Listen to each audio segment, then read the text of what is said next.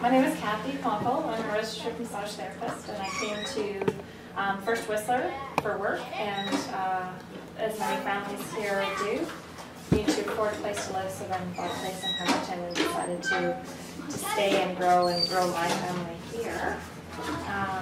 I'm connected to a lot of the families in Pemberton because I work a lot with pregnancy and with children through massage therapy, and then I also teach gymnastics, so I start with the kids at 18 months and work with them all the way through, so I'm connected before even having my own kids into the families of Pemberton, sort of the young children, and sort of hearing sort of what Pemberton needed, what we needed here in town to make our community even better and connect it and grow. So my son is 2.5 and sort of facing some of the challenges, even just being pregnant, having only so much medical coverage here in Pemberton.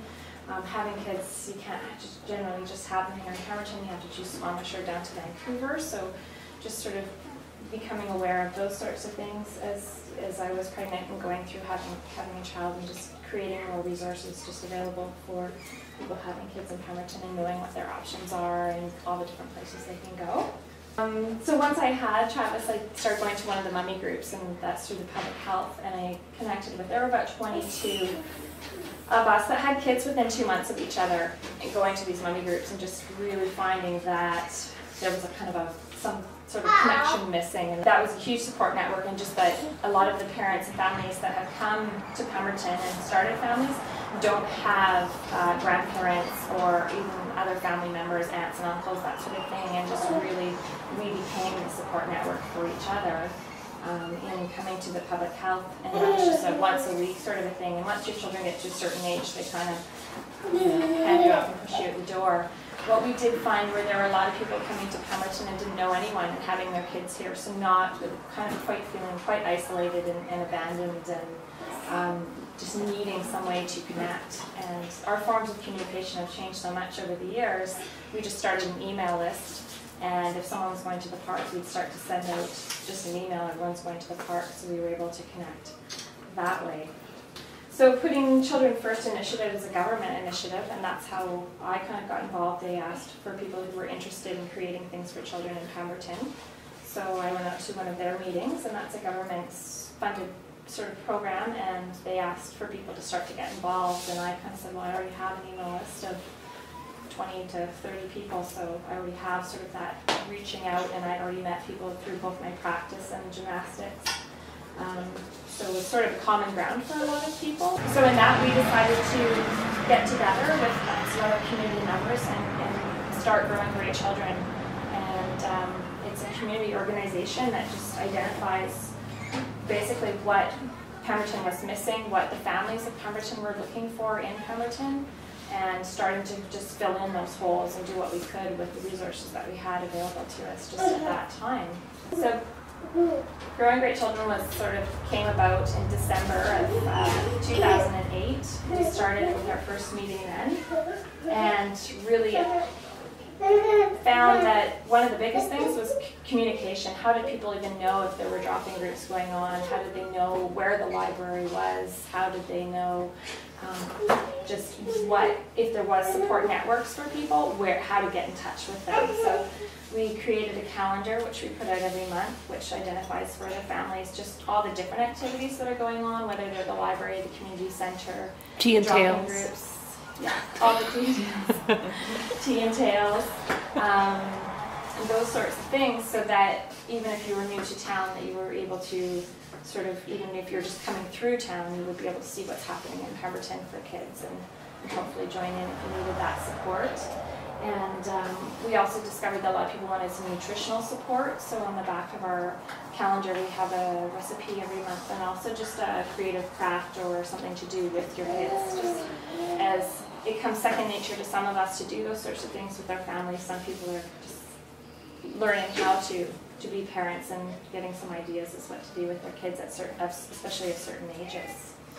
So that was our first sort of project, and we got that done right away. And our sort of long-term goal was to get either a web page or a blog going on the computer. So if you were home with a sick kid, you still had a way to connect to other people, and we got that up and going now. So we kind of got our long-term goal of hoping to be 2 years or even 5 years down the road.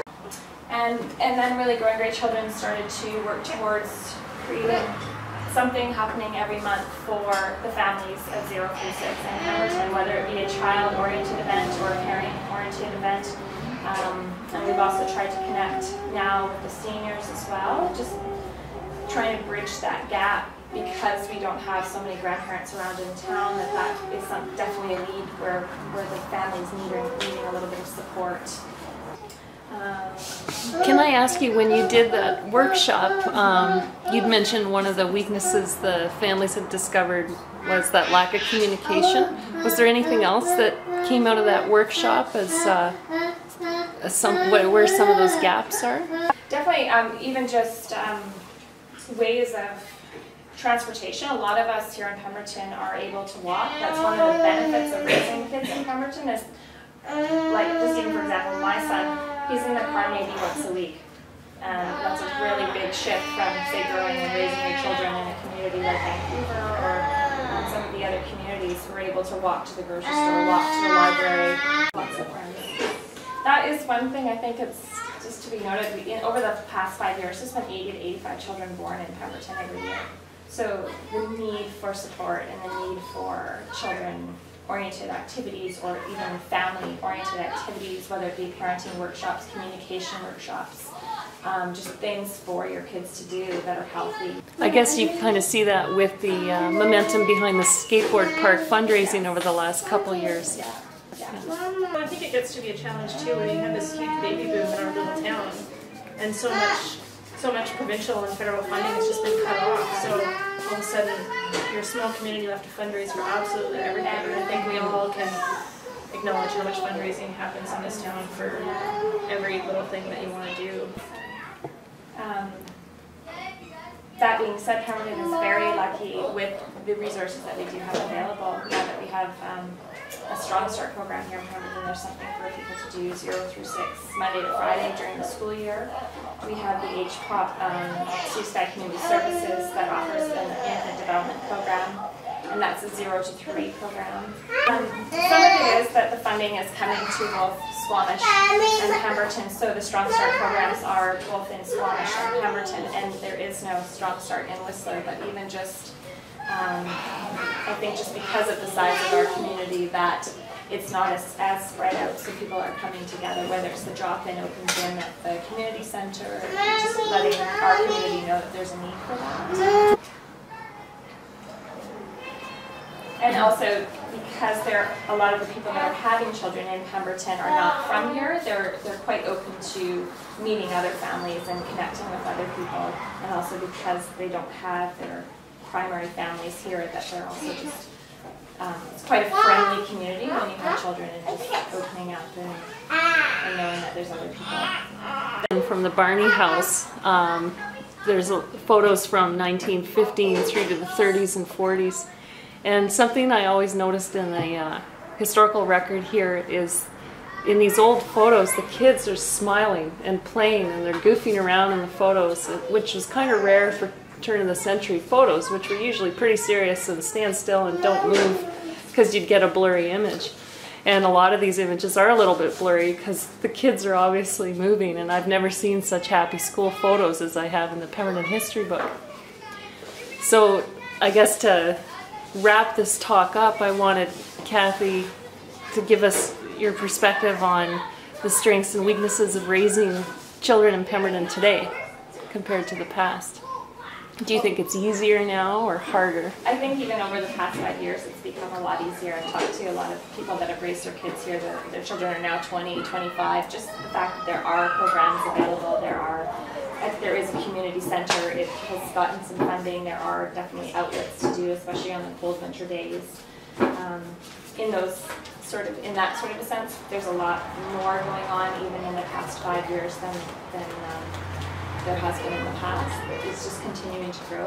The amount of resources and places to go and connect with different people is definitely easier. The means of transportation is easier, even just to get out to Whistler or even down to Squamish for different amenities, whether it's the hospital, just even the fact that Squamish Hospital is now, you can actually have your children at Squamish Hospital, so the transportation is not as far. You don't have to go all the way to Vancouver to have your children. You know, so I think it's definitely getting easier, and the fact that there are more families here, there's quite often when there's more families, there's more people willing to come out and volunteer their time to create resources for the children in Pemberton. So you think there's a lot of momentum around volunteerism for? I think so. I think it's for your definitely tough. organization. Obviously, when you have young children, you don't necessarily have a lot of time to be giving to volunteering, but when people see that it's a project or something for their own kids or their grandkids, that they're willing to come out and better the community for the betterment of their kids. So what are the resources you'd be looking for your organization just in the next 6 months or so outside the water park? What would those are some of the basic. We are also looking at bringing a parenting presenter in just to talk about the social and emotional development of children. Just a totally different perspective, I think, for some people, rather than you know, focusing on their ABCs and their math skills, to actually really focus on the emotional development of our kids. They're seeing through a lot of studies that children who succeed in life and actually go on to do quite well are the children that have a really strong social skills and development. With any grant, you never know how long the grants are going to go for, so we're just trying to get as much as we can into Pemberton and in place while we have the grants and funding. I think that it's people in Pemberton always taking the bull by the horns that brings services to Pemberton, you know, whether it was the road or the telephones or the hydro. So Cathy, thank you for you and your group for what you're trying to do for young families in Pemberton.